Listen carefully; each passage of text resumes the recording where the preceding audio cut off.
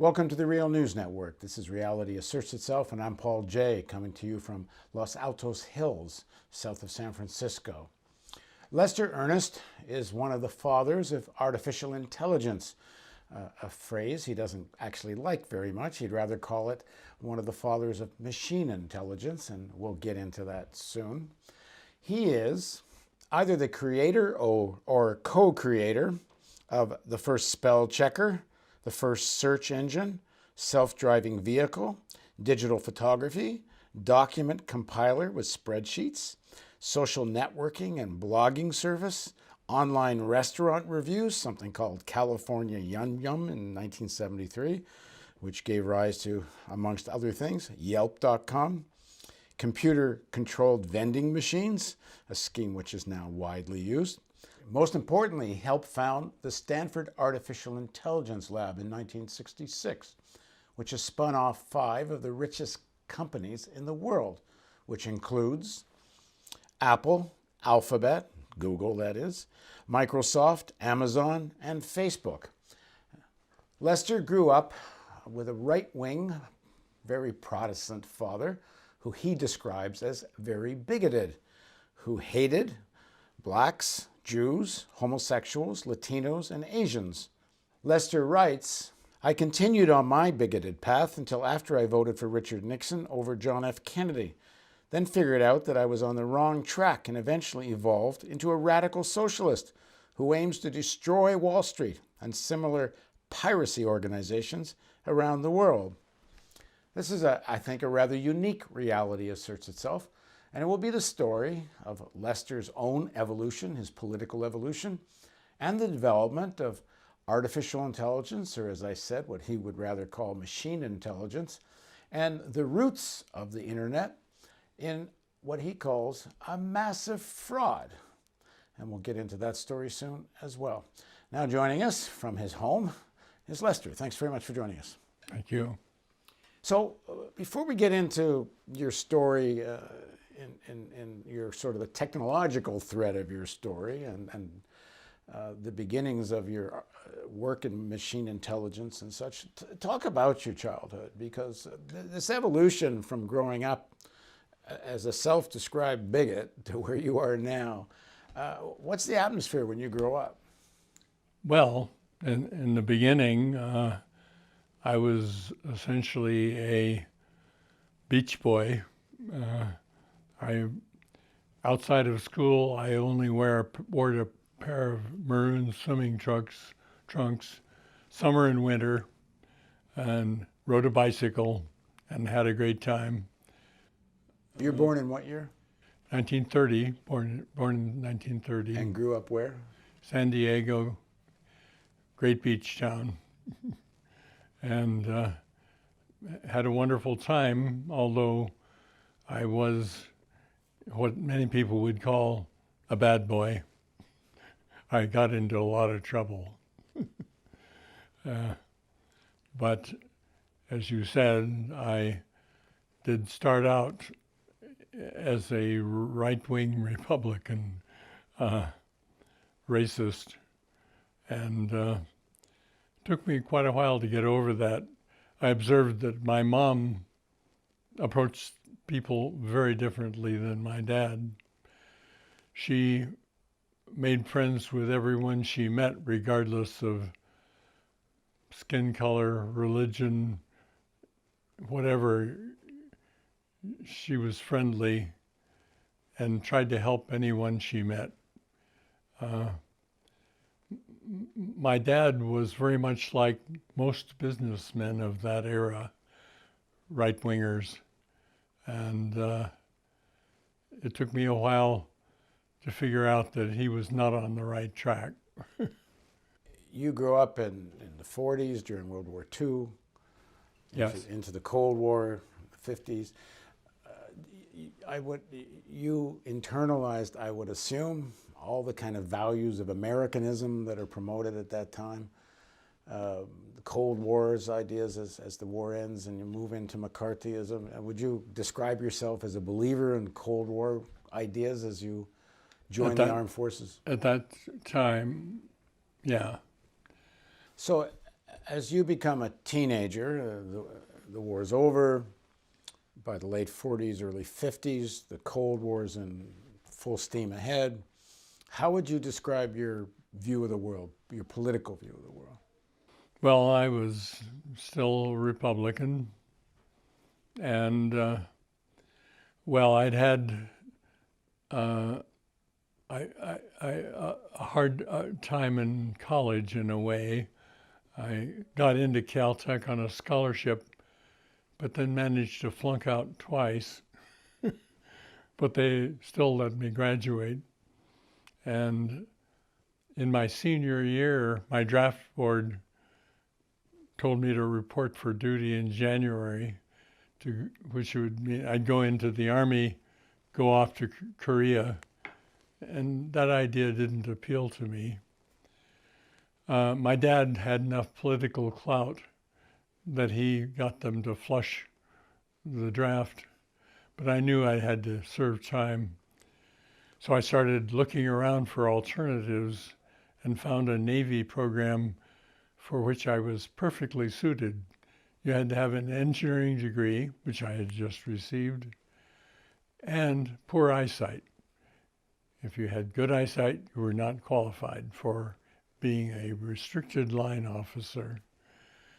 So I went in and became an aviation electronics officer and ended up in a computer research lab doing simulations of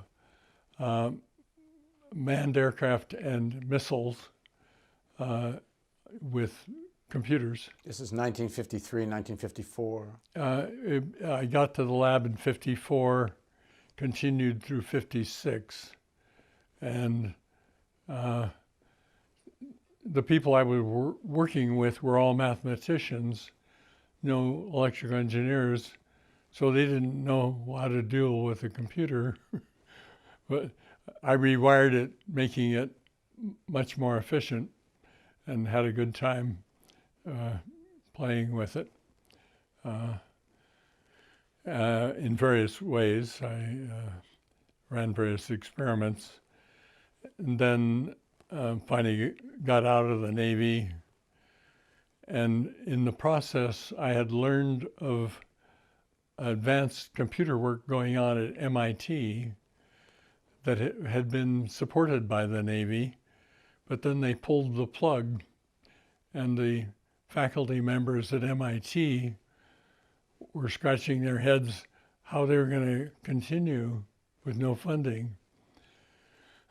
So they put together a bunch of alternative proposals, some of which made sense, like they proposed building an automated air traffic control system, and they could have done that, but that part of the government wasn't buying.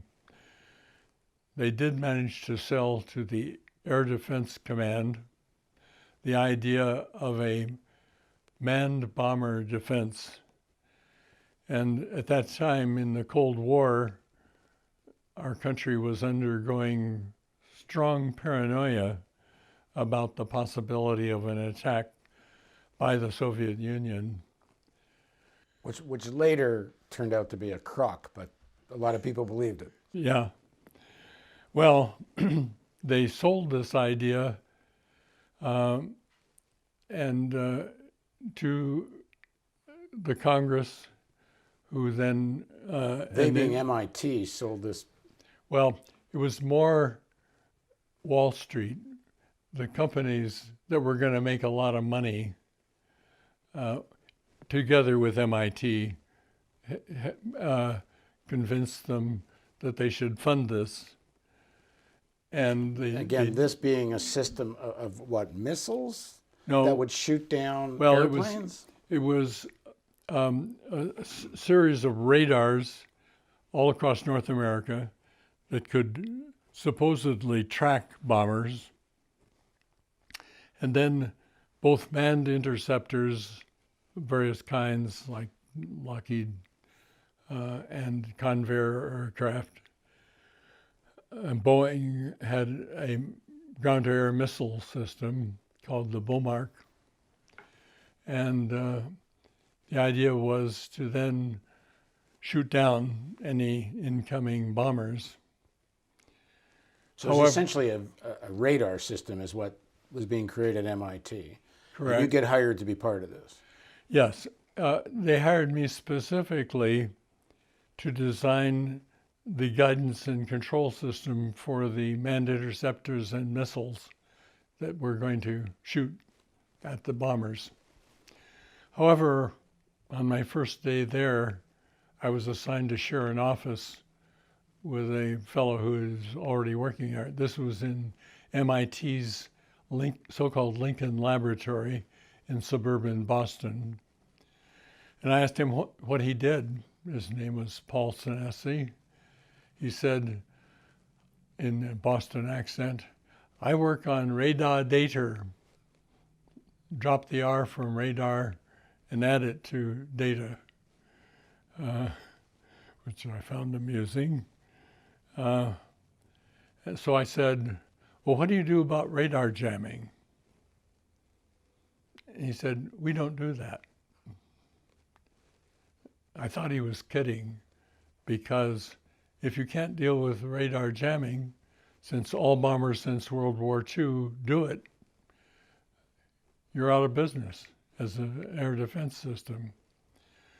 Well, it turns out he was not kidding, as I confirmed shortly. And I kept bringing this up to people in higher levels, and they started holding big conferences trying to figure out a way around this problem with no success.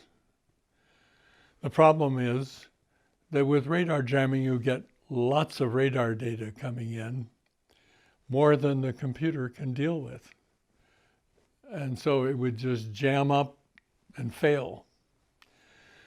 Well, they carefully avoided this problem. They were giving demonstrations of this system over time, in which they always used bombers that did not use jamming.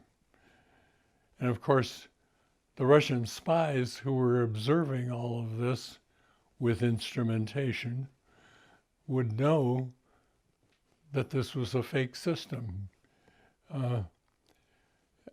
But they kept it going for 25 years. This fraud for 25 years. Total fraud for 25 years. Because they were spending billions on it. Yes. In today's dollars, anyway. Yes. Or maybe even trillions when you do the money escalation. So this is MIT's in on this. Well, but the military must have known too, the people that were buying this stuff. I mean, they're spending the money on it. Yeah, but they don't care. The important thing to them is to have a good life.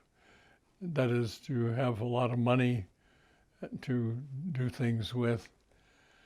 And it also helps justify their existence, that they are developing this wonderful defense system that will protect everyone from a threat that they probably maybe know isn't coming. Yeah, anyway. and they put out propaganda films showing interceptors intercepting bombers, just like people today are putting out films showing anti-ballistic missile systems taking down missiles, which are also bogus.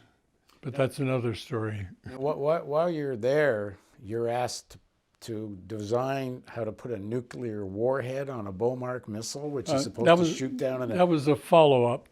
We first just had to put both the missiles and the interceptors in the right position to shoot at a bomber, to kill it.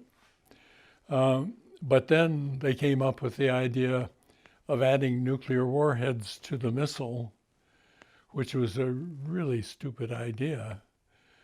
But I was assigned the task of convincing the federal government that they should allow it.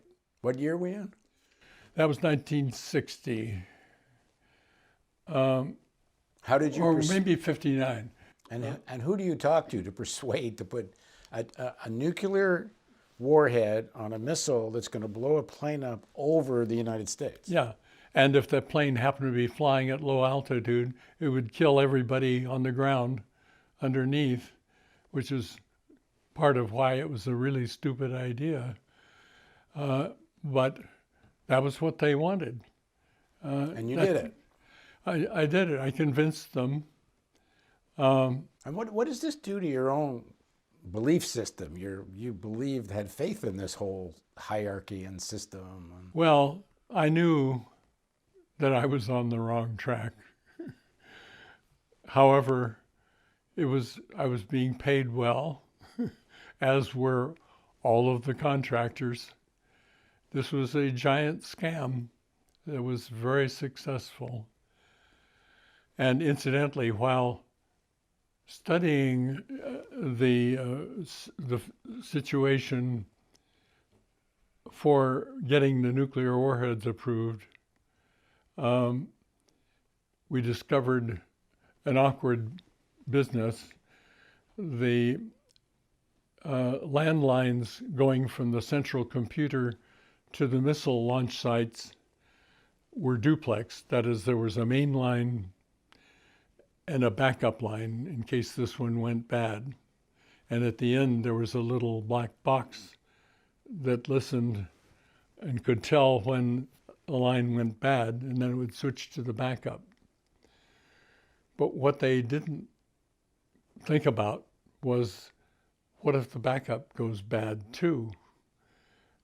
And so in our analysis of the safety of all of this, we discovered that if the backup line is also malfunctioning, it would produce random noise, and then the computer would be listening. And so we calculated, on the average, how long would it be before it would see a fire command? And the answer was about 2.5 minutes. The computer that's going to tell the missile to get ready to fire interprets noise on a telephone line in 2 minutes as a command to get ready to fire. Correct. And the thing stands up in the air and gets ready for That's right. The missile would erect, but we also were able to prove that it had to get a full set of commands before it would launch. Altitude, direction, speed, all that stuff. And we were able to prove that the probability of getting all of that from the noise was negligible. So the effect of all this would be the missile would erect and abort. So I published a classified report about that titled Inadvertent Erection of the IM-99A. Sounds like a Viagra commercial we're going on. Yeah. Right. And as luck would have it, it happened in New Jersey 2 weeks after I published that. So then I was put in charge of fixing it, which was pretty easy to prevent the inadvertent erection. But it shows the lack of working these things through, and there's already missiles there. I mean, the irrationality of the whole thing. Yeah, well, it was even deeper than that. When we first got a hold of the design of the missile control system, we observed, one of the guys in my group observed that you first of all had to do testing of the electronics periodically to make sure it's working. So you could put a given site into test mode and then spray a bunch of commands at the missile guidance system, and you could verify that they were received correctly. And when you finished, you could throw the switch back from test to operate. However, if you gave the missiles a bunch of commands and then without clearing them, you switched from test to operate, they would all erect and fire. That was in the design. So we pointed that out and they fixed it in a hurry. The MIT administration figured out that this thing was a fraud and backed out in 1958 by pushing all of us who were working on it out the door and into a new nonprofit corporation called MITRE. Which continued this work, and Which it goes on continued for the work 25 years. for 25 years, and other frauds as well. All right, in the next segment of our interview with Lester Earnest, we're going to talk about how this enormous fraud actually helped create some of the knowledge that leads to the creation of the internet. Please join us for the continuation of Reality Asserts Itself on the Real News Network.